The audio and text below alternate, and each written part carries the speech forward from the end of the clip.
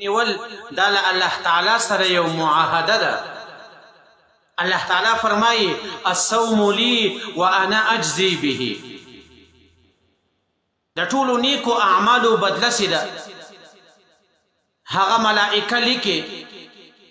یوازې یو عبادت دی چې د هغه بدله او هغه نیکي د ملائکو تر قدرت هم وتلی ده. الله تعالی فرمایي الصوم لی وانا اجزی به.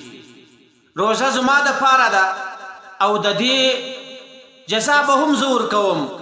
د دې جزا پر ما باندې لازمي ده.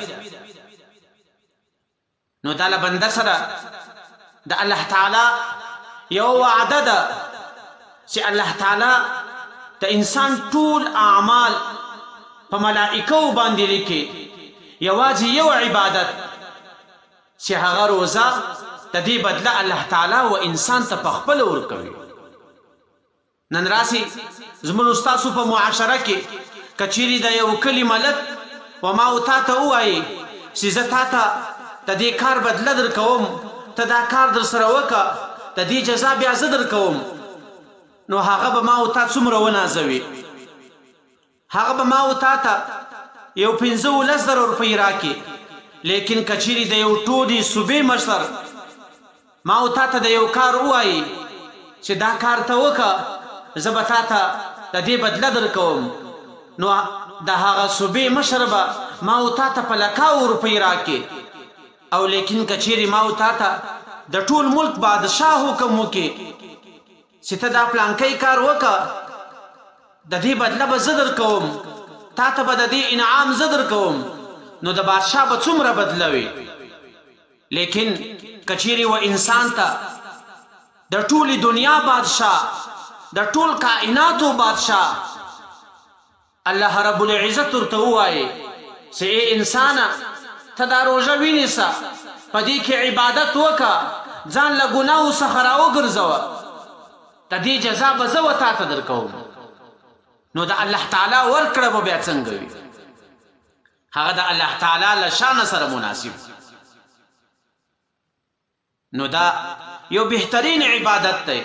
الله تعالی موږ تاسو ته موقع راکړې ده.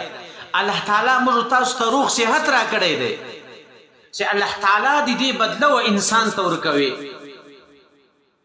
او په بل حدیث کې راځي چې الصوم لی وانا اجزا به، چې روزه زما د پاره ده او د هغې روزې جزا هغه زه په خپله یم.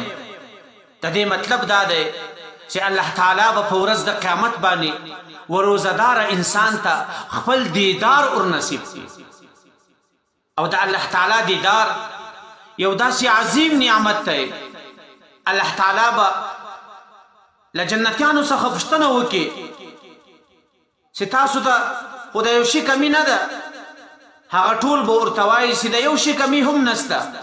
په دې وخت کې به الله تعالی و دوی ته خپل دیدار ور نصیب کړي چې کله د دوی دیدار له الله تعالی سره وسي